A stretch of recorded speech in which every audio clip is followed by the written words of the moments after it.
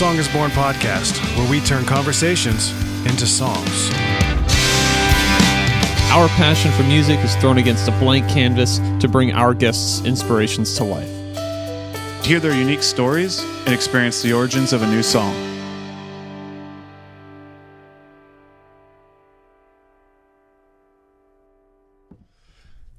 Hey everyone, welcome back to episode 9, Song is Born podcast.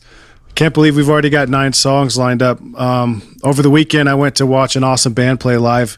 Had some amazing feedback from some of the people that have been watching the show and listening to the podcast. I want to give a shout out to Lisa, Jason, Mike, Caleb, David, Brian, and Kim. They were so sweet. They said they watched every episode, and they're really loving what we're doing. And it feels like we're kind of making a difference, you know? Today's episode, we have our new friend, Chris Hart. Out of all the guests that we've had on this show, I think Chris is the only one that's pretty much a stranger to all of us, but he was recommended by our cousin Jake, and we want to say hey to Chris. How you doing, bud? Fellow guitar player. I'm trying. So now that you're on the show, we want to ask you some questions and just learn about you. From what Jake said, you're currently a local teacher here in Zephyr Hills area. He said you're a physics professor at one point. Yeah, I've taught physics and chemistry and engineering, quite a bit. Oh, nice. And then, also a fellow guitar player. The first time I met you, you came over and jammed with us on guitar. Yeah. You got some pretty good skills there, man. It was awesome. I appreciate it. So, what got you started in music? Take us back to when you first started to fall in love with playing music. I think, I've always been surrounded by music, so it's always embedded in my life.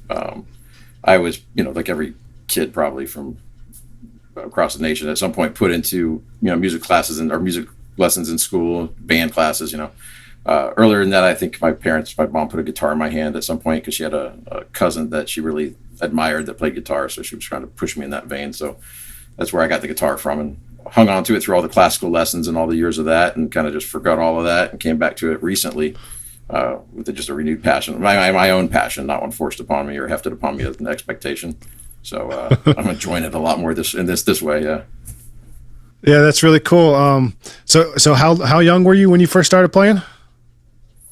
I think I was probably 5 or 6, and then my first, public, what'd you call it, recital or gig was playing "We Are the World" in a group of 10 kids, on top of a stage in middle school or something, or elementary school, I think it was. The same as you, Kay. Yeah. So it sounds like there's a big gap between your childhood of playing music and adult. What took over? What was the passion in between that? Educating kids. Yeah, just expanding my life in different directions. I came from a pretty disciplined childhood. My father was a military officer, so it was very regimented, very structured. I operate well under those things, but I'm trying to recently, give myself a break and then try to not be so hard on myself and try to experience some of these things that I've kind of pushed aside. So music was one of those. I didn't find when I was younger, it was all about money, it was all about business, it was all about work and where you can do that. And I kind of pushed it aside, and I wish I hadn't, because, it turns out I do really have a passion for it. So during COVID, I've always had a couple guitars in the room in the house, but during COVID, I just started picking one up and got a little bit more, as I said, I was trying to avoid discipline, but I got a little more structured in how I was approaching learning it. And it wasn't necessarily a book structure. I structured around what I found interesting and what I thought sounded good to me, and tried to build my own tone, and didn't really go, I was trying to get away from the Hal Leonard book of how to play guitar, or the what is his name? All those guitar books they give the kids when they're young. Oh, I can't think of the name of it, but yeah, I just gave Jake a couple of them. So. Oh, did you? Yeah, our cousin Jake. Yeah. Cousin Jake from episode, was it 3, Passerby? He I think so. He just graduated from his occupational therapist courses and education that he's been doing, and now he's picked up a guitar and he's been working hard. I've heard him play a couple things, and he's picking up pretty quick. So he might be listening to us live at this point. Well, So- congrats, Jake. Yeah, congrats. Yeah, congrats. What was I going to say? So how do you and Jake know each other? Yeah. We met through a mutual buddy. I think first time we probably met. I think it was a Halloween party or a Christmas party, 7 or 8 years ago, maybe. It was through a mutual friend, Duke, that we had at the time. Yeah, I know Duke. Yeah, A fellow so scout. somehow, yeah. Somehow, through the realm of things, it all kind of goes back to the local brewery where I was hanging out and found a community of friends there. Some of the guys that were playing guitar at the same time when my interest was being reignited, and just kind of hit it off with everybody there. And one thing led to another, and I think I met Jake at a Halloween party, I believe it was. Cool. Nice. And now you guys So are both picking the guitar up again. Yeah, trying to figure it out. Trying to let passion drive me this time, and not just the lessons and the structure, but at some point you got to crack a book and understand the wheel of fifths and modes and all that good stuff. So It's nice to have a study buddy. it is, yeah. He's a good one. He keeps you on your toes too. He won't let me slack. So Oh yeah, you will. I mean, I can't imagine being like the age I was when I first hit the spark of learning guitar, with the access to everything that YouTube has and all the apps. Like there's apps. Caleb, our friend Caleb from episode 2, I was just talking to him the other night. His son has been advancing in guitar and was learning the lead song to Top Gun. And he was saying that he's using an app and it actually listens to you while you play and it'll tell you if you hit a wrong note. And I was like, wow, that just kind of blew my mind. Like Guitar Hero.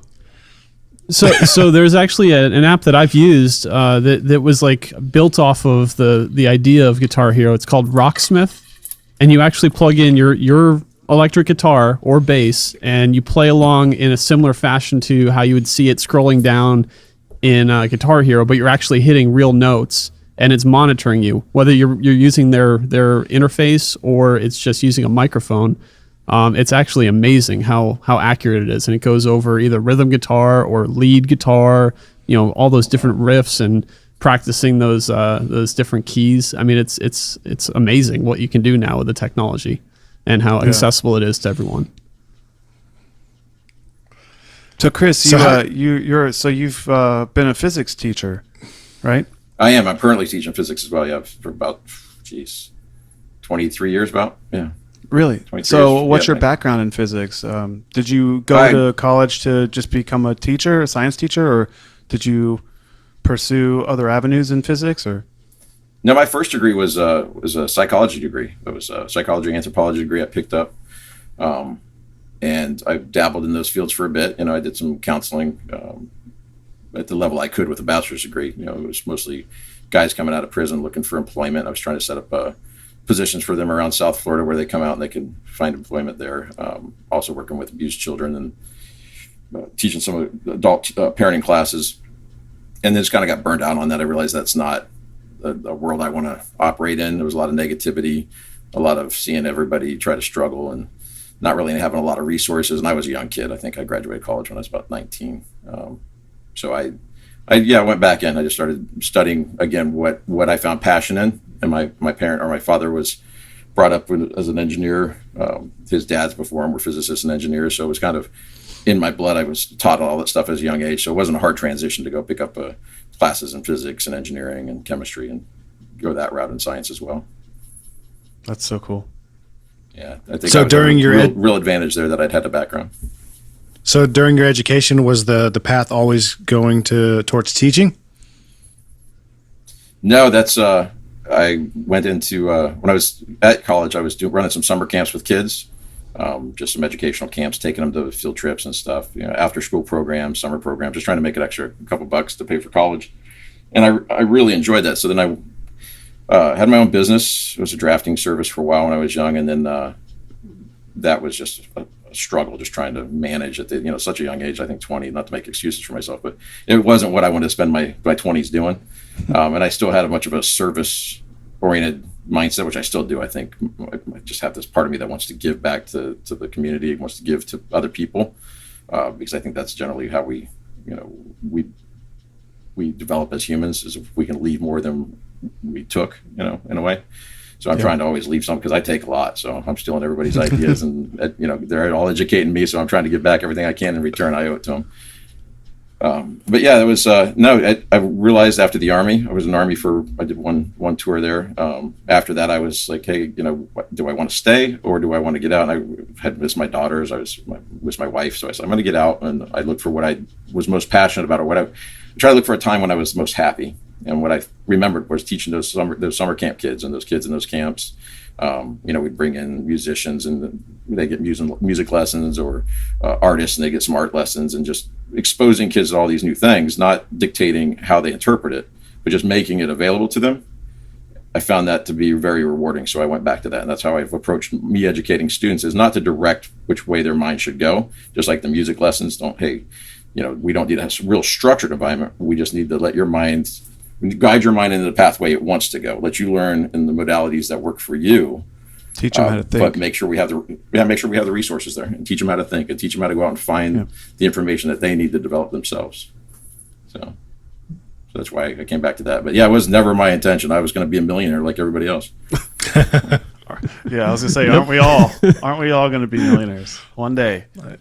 As Mitch Hedberg says, I'm on the get rich slow plan, and it's working. Agreed. So so you've been teaching for how long now? You said 20 this something is years? my 23rd year. Yeah. Wow. 23rd year, I believe. Yeah, I actually found out, this is interesting enough. This is karma. I was looking at my retirement papers the other day, and I looked back, and I thought I had 23 years with 7 more to go to retire. And I looked back, and because I had taught those summer classes over in Orange County, which is still, because I was at UCF at this time, that still counted towards my retirement. So they took I have 3 less years to work. I just found this out like a year ago. So that's years in college doing those summer camps actually counted for 3 retirement years. Wow, time's a ticking, huh? Yes, it was a nice little plus. So how much of teaching is it passion and patience? Like how much really goes into being a teacher these days? I think a lot goes into being a good teacher. Yeah. It takes a lot of effort, a lot of extra time. The job can be done, and the job can be done within the work hours if you're efficient enough and you've done it a long time. But I can't imagine when you're a new teacher trying to plan inside of those hours. So a good teacher is always going to spend a little bit more time outside. Sadly, the other work hours, not getting paid for that time. But that's where the passion comes in, because you have to want to do that. And if you're cranking out those degrees just like everybody else, you can go get a job someplace else making more money. I think a lot of people. I think to be a forget teacher, that it takes a very teachers special are also type qualified. of person. Yeah. A special type of person with patience and compassion that really wants to give something. Like you said, like you feel like you take more than you give, and you want to feel the other way around. And I feel like teachers are one of those types of person that they give way more than they take, and I feel like they're underappreciated, underrespected, and that's for someone to take that job that doesn't pay as well as it should, and to dedicate their lives to that. That's awesome.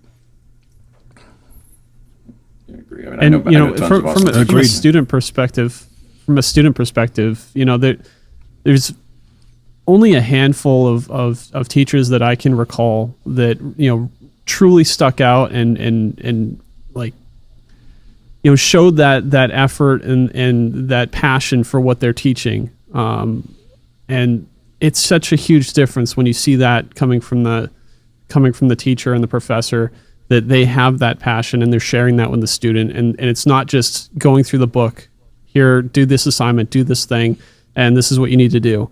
They connect with the students, they show their passion, they share their stories from actual life that they've gone through and how that's helped them get through it. It's not just, they're making a connection in a way that takes effort to do, and that's the standout for teachers that I've noticed over the years, and it's truly compelling when you come across that person and that create that relationship between the student and the professor, the teacher. And I feel that works both ways. I mean, as a teacher, Yes. they're kids that I connect with, and like I said, I've honestly learned more from my students cumulatively than I think any of them have ever learned from me, because they teach. I mean, they're so incredible, they're dynamic. They're going through the same problems that we're going through. They have their life problems. They're going to school for 8 hours. They're going home, and I tell them if they got a half hour of homework for every class they're in, I mean that's another 4 hours. So hopefully we're not working that many hours, but we have these kids that are doing that because they want to succeed and they want to make sure that everybody, their ambition is fed is what we want to do. But sometimes, we also just need to be a voice or an ear to listen, and not always a voice to talk, but sometimes an ear to listen, which is nice. I'm working on that, myself. Now, how large are your classes typically? I've had.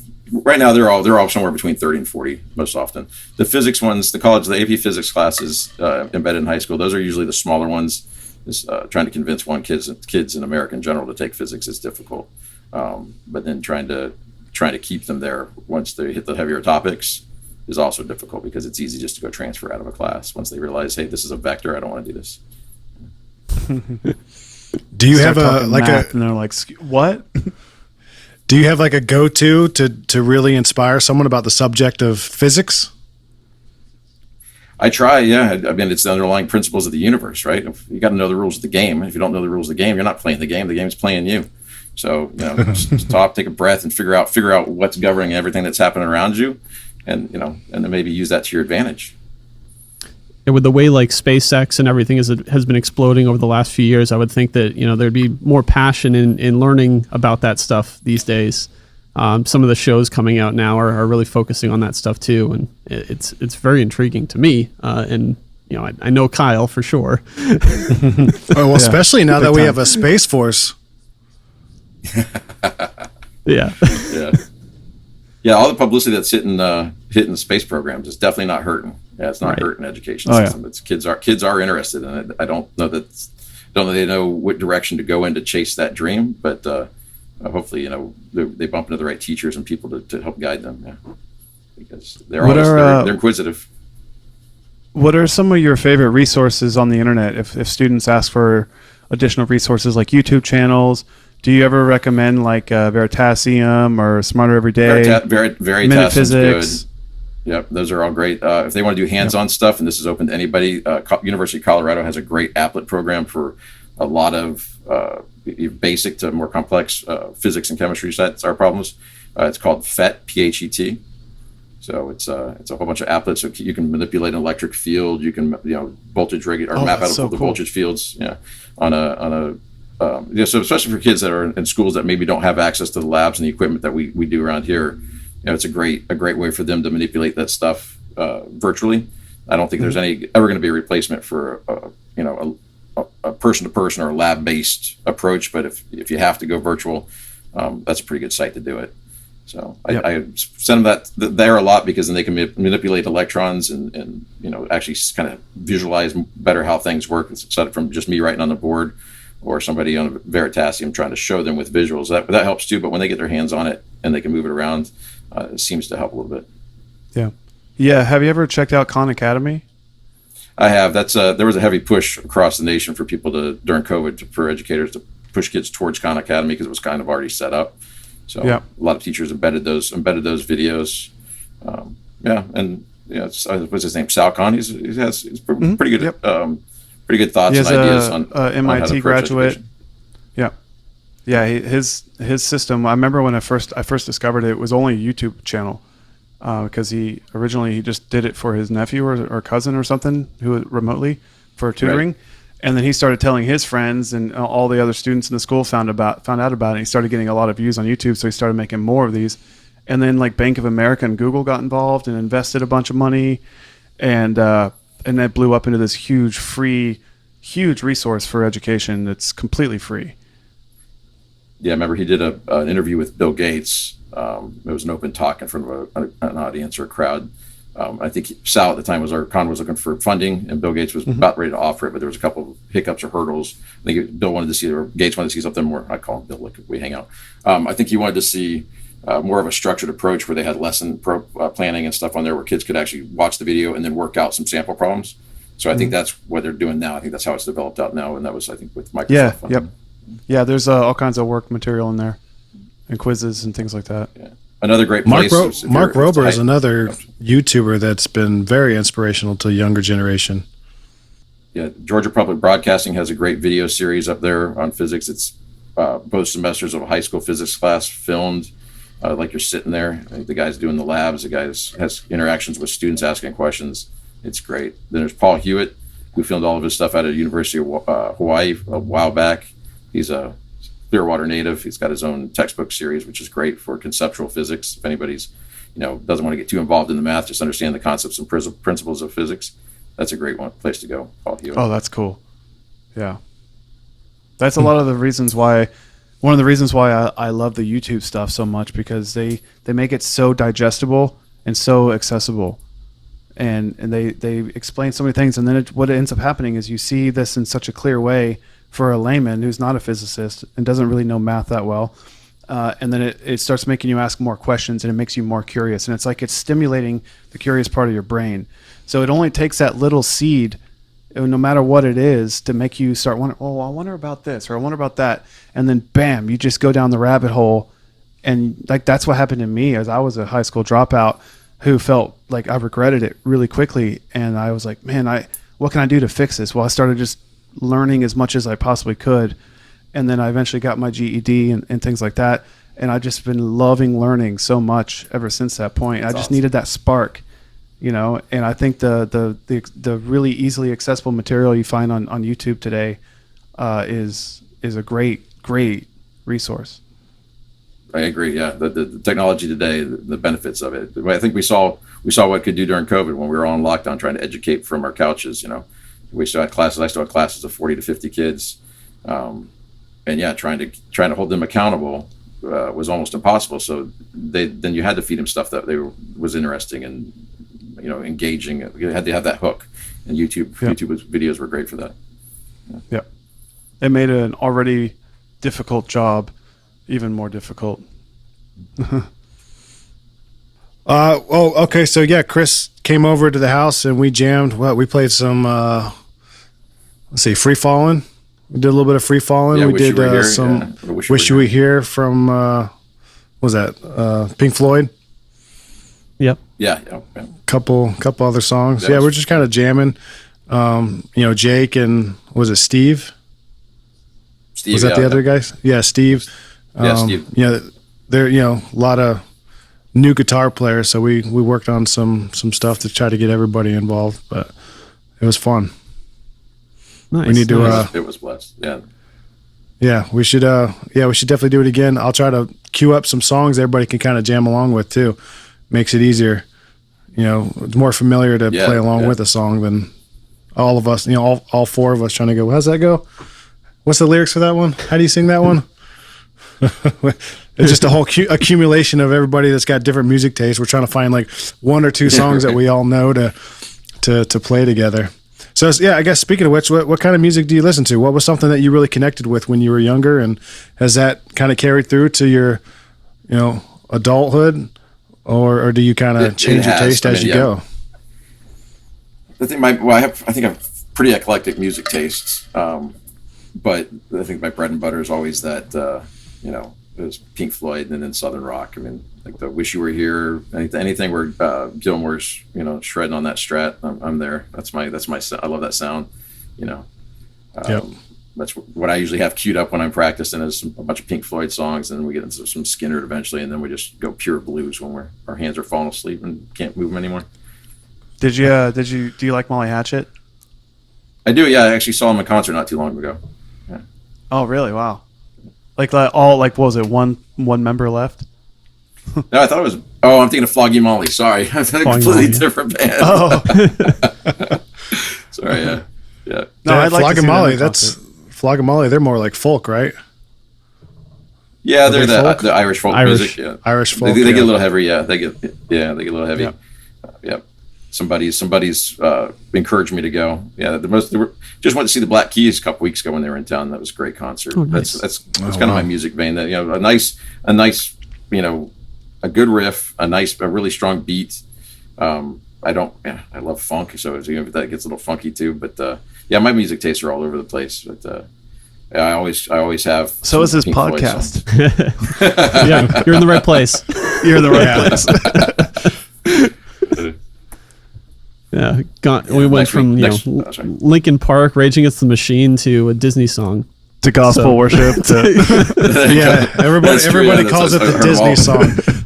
I've heard from like completely two different sources. Everybody calls it the Disney song. So, yeah. Well, you put a freaking bird in it. Yep. Wait, am I a Disney princess now? Yeah, where was your dress? Who knows? Why not? Yeah, for me, Pink I'd Floyd. be more like. I was gonna say for me, I'd be more like Fiona, just singing, and then the bird explodes from the note From the pitch. from Shrek. Yeah. Go ahead, Bo. I was going to say, Pink Floyd and, history and psychology as well. My wife is going to kill me for not, taking my place on this podcast because she's a psychology degree and Awesome. Pink Floyd is her favorite band. So There we go. It must be, maybe there's a thing there. Yeah. yeah, Well, then she needs to start helping us write this. right. Well, I think the Pink Floyd's The Wall probably covers everything in the DSM, right? So it's the disorder manual. I think it pretty much has every psychosis or disorder. Exactly. As they go through that movie. Yeah. So I've got tickets to see Jack White next week. That's gonna be a blast. He's probably one of my favorite guitarists out there currently. Yeah. Killer. Sorry, who are you seeing? Jack White. Jack White. Oh, Jack White. Yes. Oh, Yeah. wow. White Stripes. Yeah, like I said, good riff. That would be such a unique show. Such a unique show because he'll bring out like these just crazy instruments that you never see in studios, let alone on stage. You know what I mean? Like he'll lug around just these old rotaries and amps and pianos and all this stuff, and they do it all live. It's such a cool atmosphere that he creates, and it's such an amazing vibe too. It's so unique, but yet it also like just pays homage to everything before him. Doesn't he have like it's like a recording booth that he almost allows people to come in and just do a quick like pure analog recording and then have it like done right afterwards? Is that his thing? I can't remember. I think it is. I was at his place up in Nashville. I think it's the big one. He has the where he prints the vinyls is in exactly Detroit. But in Nashville, I know we walked into his like store and he's a little backstage there where they can have those side gigs. And I think there were 2 recording booths. You can go in, you can say something, they'll press like a small vinyl for you on it. I think that's pretty cool. Yeah. He was the first person that ever showed kiosk. He was the first person that ever showed me the B-bender. I've never heard of anything like that. Are you familiar with that guitar? Oh, yeah. Have you? Yeah. So it's a guitar, but when you put pressure on, I think it's like the strap. You use your shoulder to push the guitar down, and it bends the B string. Apparently, it's popular in like maybe like country, like old Western style country. That's pretty cool. Yeah, I think I've learned about it the same way, watching him talk about it on some show. All right, so how do we? An interesting I'm a way because gearhead, it's so convenient. You just push on the guitar. Yeah. Yeah. Yep. Wow.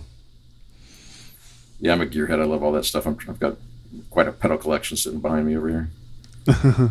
Plugged in an old Tube Supra, you know. Oh, Supers are nice.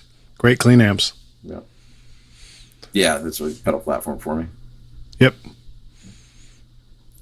All right, so how do we so what do we do to wrap all this up into a bow? So we got Pink Floyd's going to be, I think, the style we should try for, which that's a daunting task. Good Lord. Lots of reverb. Yeah. Compression delay, yeah. So like, Gosh. I've started thinking since obviously I make the connection to I'm rewatching Breaking Bad right now. So all this chemistry discussion and whatnot, I got to draw some parallels there. And Okay. I can almost see a theme of like, so you were talking a bit about visiting your passions and whatnot that have kind of been put on hold earlier in life, right?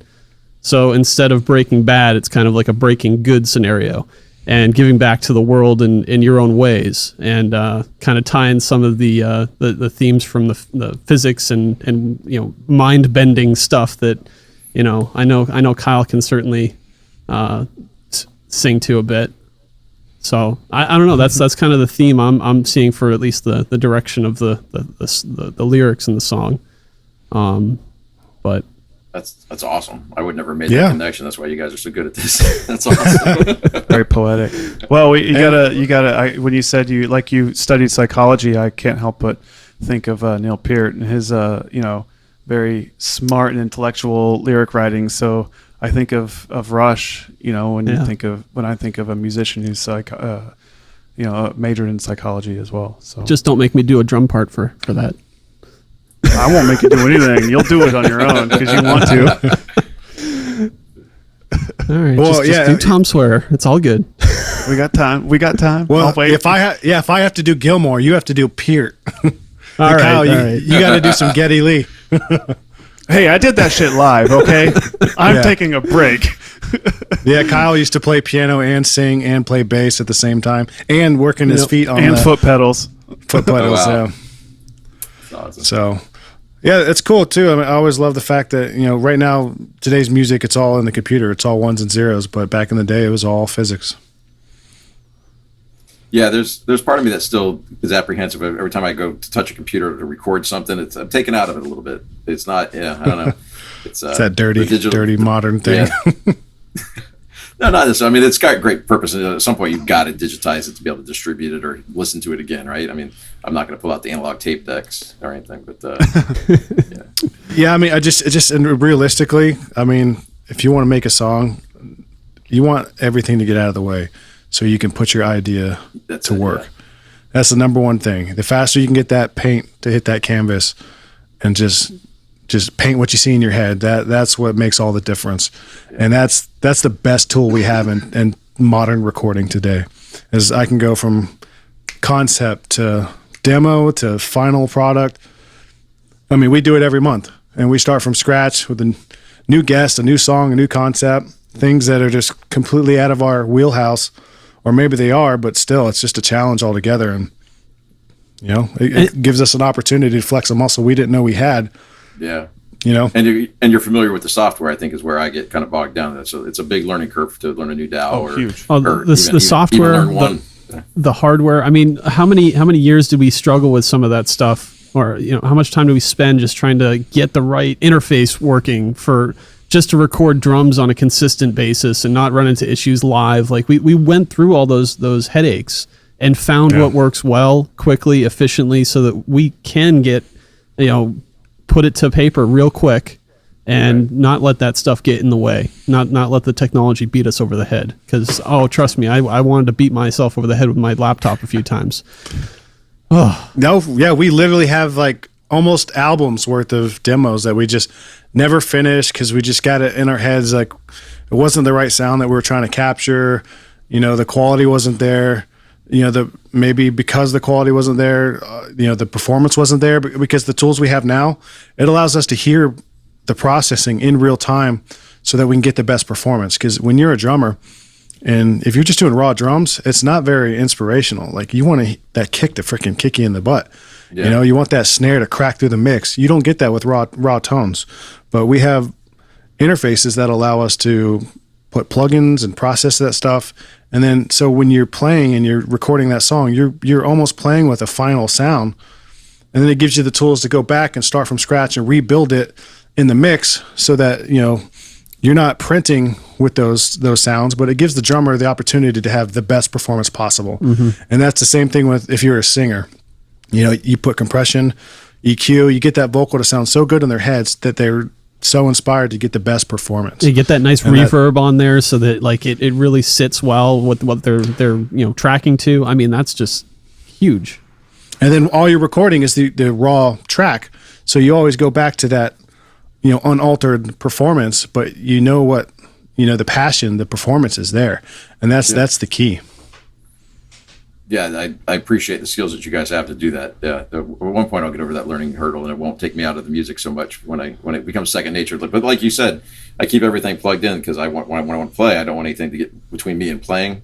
And I think the Right. digital part right now is what's getting me in between me and producing or recording, which is something I want to do. I do actually want to put together an album of my own, just a story of I have to say, put that into an album over a course of songs, maybe eventually, kind of The like guy what right you guys are below doing, me.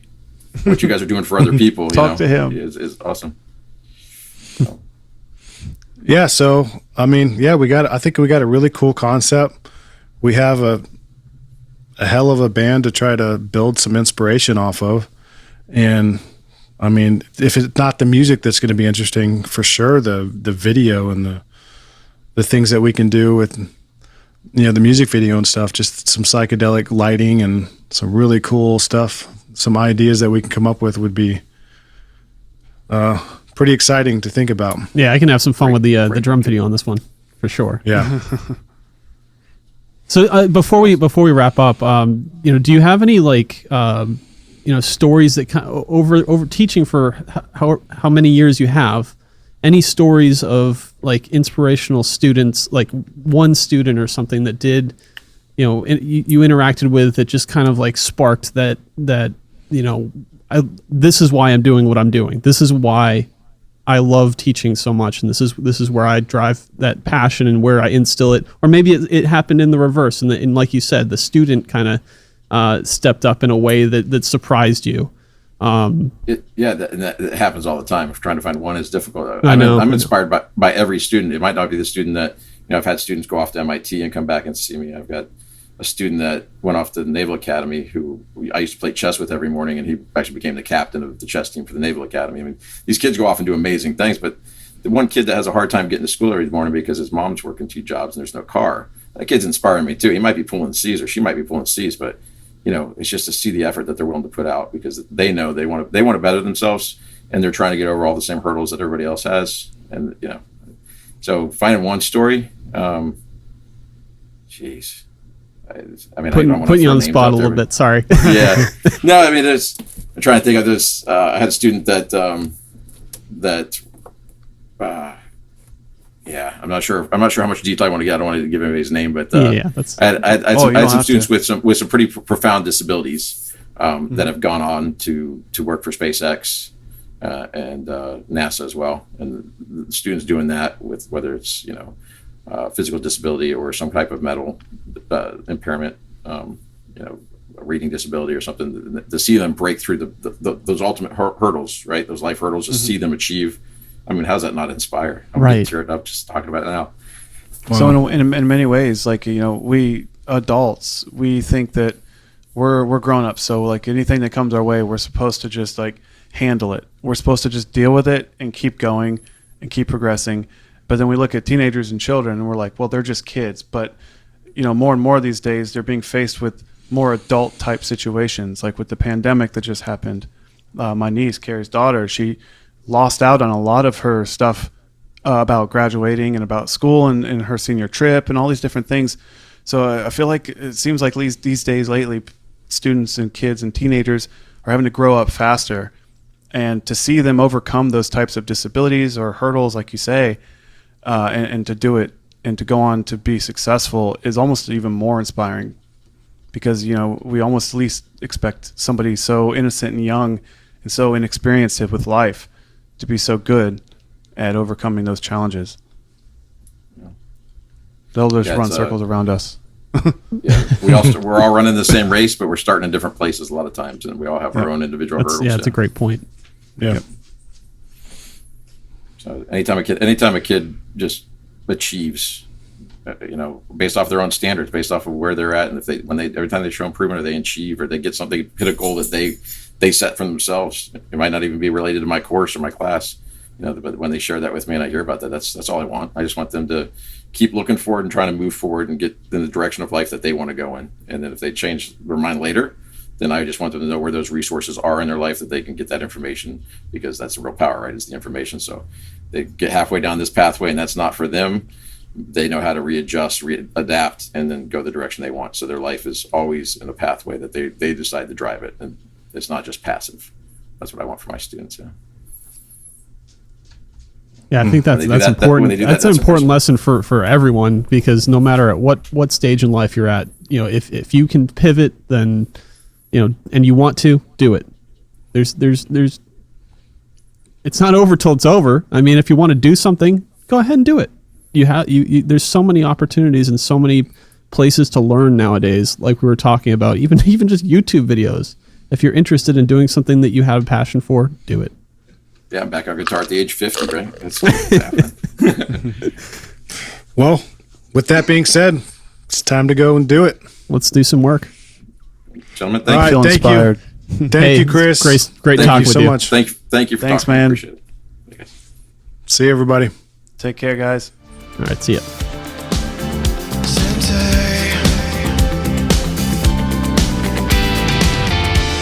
Hey, everybody. Welcome back to part 2, episode 9, Sensei. We're back here with Chris Hart after probably a 2-month process. Some personal life events have happened. Some exciting stuff has happened. But we finally are here to finish the second part of the episode. So, Chris, welcome back to the show. How have you been lately? And how did you like the song? I love the song, man. It was great. It was, I think it captured the message that you were trying to get across, the whole feeling of my passion for education. I think I loved it. Yeah, I loved it. Especially there's a couple lines in there that really spoke to me. I think you captured it well. I appreciate that. It's almost the opposite of another brick in the wall, because they're singing about we don't need no education, and the whole time we're trying to do the opposite and selling, the value of a teacher. And I actually told my education. coworker something like that. I said it's like brick in the wall, but like another version, but positive instead of negative. Well, isn't there a part 2? Yeah, it is part 2. So it's There like is a part 3. 2 of brick in the wall. Well, I think part 2 is the main one that most people, Right. Yeah. play. Oh, okay. That's what it is. But Yeah. yeah. But yeah, we kind of took that concept of breaking good, but applied it to the wall, or the another brick in the wall, which was great. Yeah, it's become my I had theme a song lot at of- work. I play it whenever the kids are coming into the classroom. They have to. Yeah, it's on the speakers. Nice. That's Oh, great. that's great. I had a lot of fun trying to like nail the guitar tones, and I really had to do some deep dive on like the kind of gear that David Gilmour used. I use an amp called a Kemper, so you can actually buy or purchase profiles and sounds of real amps, real signal chains, and I happen to already have a couple from David Gilmour, and pretty much got me like 80% of the way there. I just had to play with the timing of the effects and stuff like that to get that sound. Yeah, I mean, it was just a fun process. I mean, it seems like this song was like 3 episodes ago. It's been so long, but even from the get go, like you had the song basically in the first couple days, right? It was like 3 days before you pretty much had a demo that was almost complete, for all intents and purposes, complete. And then it was really just kind of defining what the intro was going to be to kind of set the tone for the song. And that lead was, I remember hearing that lead part for the first time, and I was like, man, he's hitting all the notes that you need to. Right. For sure. You nailed it. But it was different enough that it was like, okay, this is Carrie playing guitar. It's not, in a good way. It was your own take on it, which I loved. There was definitely, you were paying homage in the right ways, but not too much, in my opinion, which was really cool. Yeah, I agree with that. Yep. I remember when I remember texting with you guys about the demo that Carrie sent, and I remember listening to it thinking, man, this is going to be a freaking playground. I couldn't wait.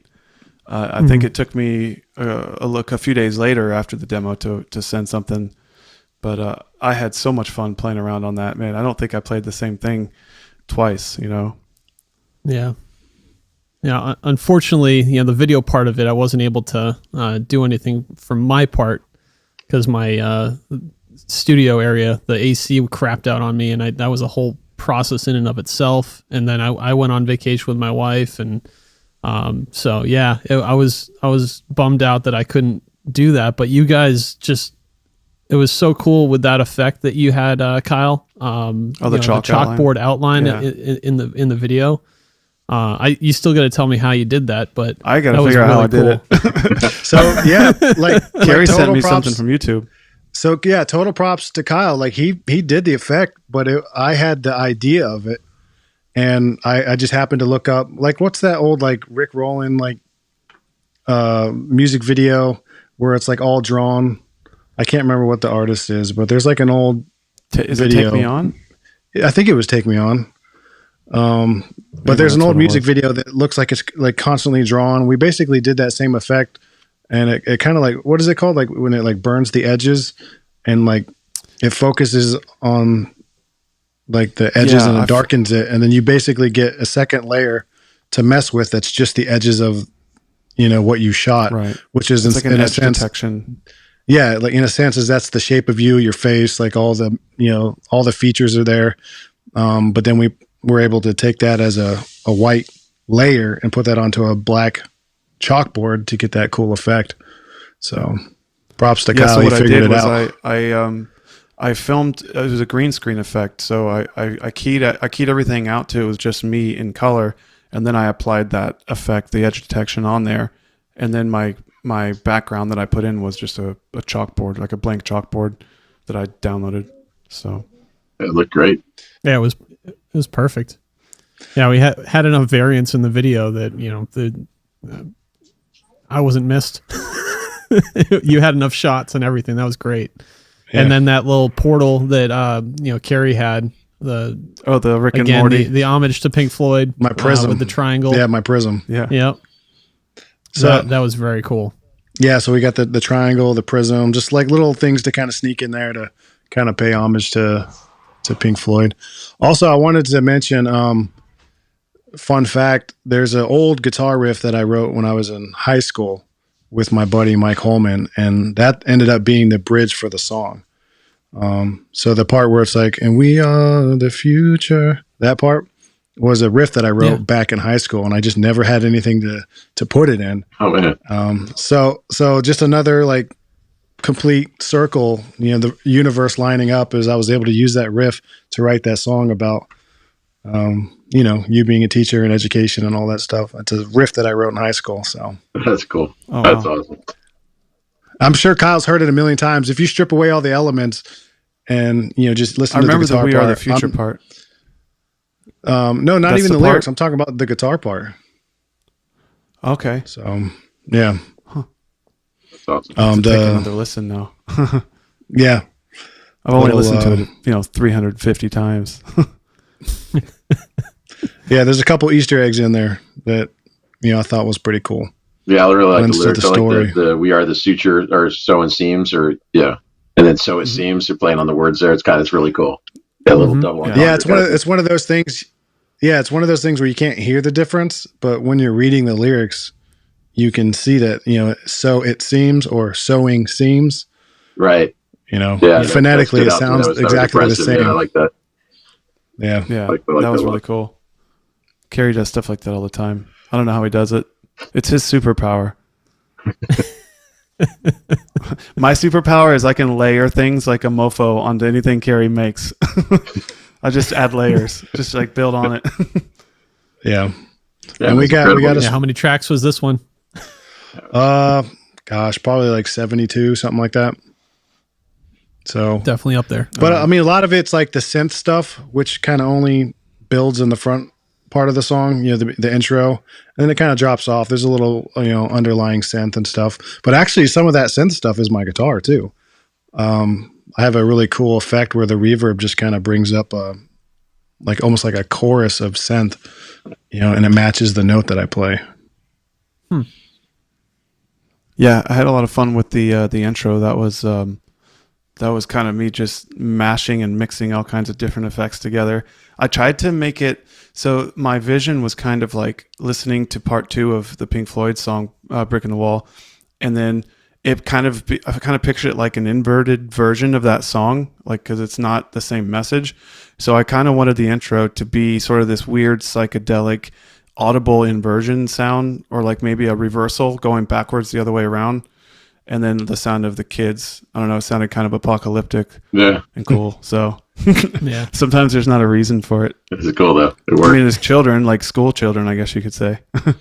It worked though. It was good. Yeah, like I know Bo had said a couple times early on, like the song, like the groove just kind of puts you in a trance, you know? It just makes you like want to just close your eyes and just bob your head to the beat kind of thing. Oh yeah. Yeah, that's a very, very like super solid drum part. And Bo, you did such a great job just keeping it super steady, and you did exactly what the song needed. It was like everything you played was like the prescription for that part, you know, prescribed perfectly. Thanks. Yeah. I really like when I got to that the lead part. I was like I didn't want to get in the way of that, but I wanted to do something a little different, and I was like, I'll just try hanging on the toms for a little bit. And I really liked like that groove. It was just really simple, but just kind of again going with the trance theme of things, just kind of keeping that lower registry going while he was playing over the top of that, and I thought it worked well. Yeah. Yeah, like sonically, you bring the groove down to the low end with the floor tom and the kick drum, and then when the guitar drops a little bit lower for that little groove, you bring it back with the hi hat and on the 16th note, and it's like such a perfect like groove. I think really, I think it really pays a lot of homage to not even Pink Floyd, but just like a lot of cool groovy music from back then, you know? Yeah, not overdoing it. Just every note has a purpose. And I love that all of these songs, Calling back to a previous song. yeah, and I love that all of these songs, like we're not time changing anything. We're not auto tuning. Nothing's being lined up with a grid. This is just us performing, recording it raw, mixing real drums. Like it's been a challenge, but you know we're just really trying to nail the parts and keep that human element to music because you don't hear that anymore. Yeah, you could definitely hear it in that song. It was nice. Yeah. Yeah. Yeah, I think this is almost most of the songs. The drum parts were pretty much just one full take. There was like maybe a couple of the songs where there was a section where I would, I didn't feel it was perfect or whatever, so I would go back and just do that section of the song. Of course, with modern technology, we're able to do that, and when we're doing this, turning these things out pretty quickly, I only have so much time to record and so on to keep this thing moving. But it's been an awesome experience to try to like push yourself to play to your ability first of all, and to do these parts as one would play them live. Like this is what we're doing, and it's been really cool that way. Yeah, I punch in like crazy.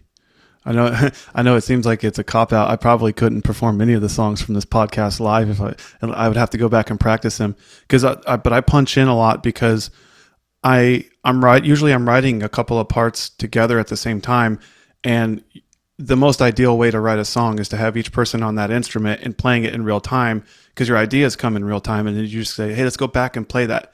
So I do that with myself in the studio. Is I might like just do like the verse on bass, and then I'll play it back and I'll think of something. I'm like, oh man, this would be cool here. So I'm actually building up all of my tracks kind of chronologically instead of laying all the bass and then all the keys and all this and that. I actually evolve it in real time. It's kind of unconventional, but I find it helps my creative flow better. I mean, my mind that's is like, how we squirrel. That's how we've been building these songs. It's basically us just layering like our improv, and it just kind of lends to how we know to play together, because we've obviously played for years in a band. But it's just our taste just kind of comes together, and we have a sound, we have a vibe, and we tend to bring it out on each song, and it makes it unique. And one other piece of that is I don't know if you guys think the same thing, but when I'm piecing these parts together and figuring out and workshopping some of this, even when I'm playing it back while I'm at the set, I could think it's a great part and that it does it justice, and I'll listen back to the recording like the next day, and I'm like, what the heck was I thinking? And I've done that with Carrie before. I've like sent him something and I'm like, oh, check this out. And then the next day I'll text him and be like, that was terrible. Why did I even send that to you? Let me redo that. And then, that's just part of the process for me, is like being able to hear it back when you're just in listening mode rather than in like playing mode. And that's part of the process for me to get to the end result of what makes the most sense with these things. And again, back to the first part of our conversation about what's the quickest way from A to B, or to get your idea on the canvas and just put that art to work. This technology, it just enables us to do this so quickly and collaboratively, which is great. And I think it just excels in that regard. Yeah, imagine if we were still like recording analog, like having to send reels of tape to each other. Yeah, that shipping cost would certainly be obstructive. Yeah. Yeah, I mean, at this time and day and age, like working with analog gear it's like pulling teeth. Like it's a decision you have to think very long and hard about, because it's only going to get in your way. It's only going to slow you down. Yeah, you might get a little extra this and that, warmth, fatness, what everybody says on the internet. But at the end of the day, like the song that you're recording has no bearing on what gear you're using. It's about, the emotion. It's about the story. It's about the collaboration. And no piece of hardware will ever fulfill you in that way as, making a song together with with the three of us. Yeah. And analog definitely. There's been vocals recorded on an iPhone, like in hit pop songs that, top chart toppers and everything. I mean, it just doesn't matter. Whatever sounds good and makes sense and works. Yeah, like the doot doot doot part on the Foo Fighters song. It was Everlong. Wasn't that like phoned in? Yeah, literally, she sang it on the phone. It was, yeah, the bridge part. Well, I guess we'll go ahead and wrap up this episode. Chris, thank you so much. Of course, man. I'll see you around. I stand impressed. You guys did a great job. Yeah, from a guy who takes me about 10 minutes to realize my guitar's not plugged in, for whatever it's worth, you guys are exceptional. I appreciate you guys and all the effort you put into that. It's amazing.